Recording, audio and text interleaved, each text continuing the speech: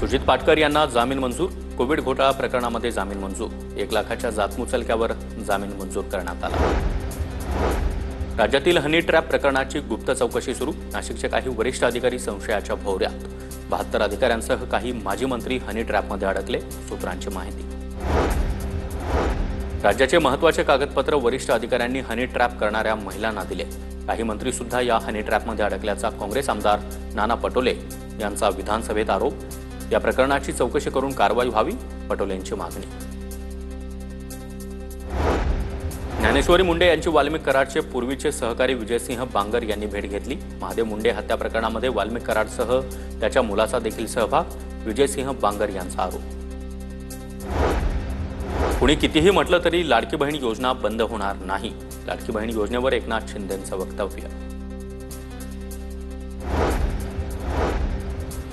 हरवलेल्या महिला आणि बालकांसाठी ऑपरेशन शोध। प्रत्येक पोलीस ठाण्यामध्ये मिसिंग सेल असणार, मुख्यमंत्री देवेंद्र फडणवीसांची माहिती। उपमुख्यमंत्री एकनाथ शिंदेंच्या हाती टेस्ला कारचं स्टेअरिंग। शिंदेंनी टेस्ला कार चालवली। राज्यभरातील 170 शेतकरी परदेश दौऱ्यावर जाणार।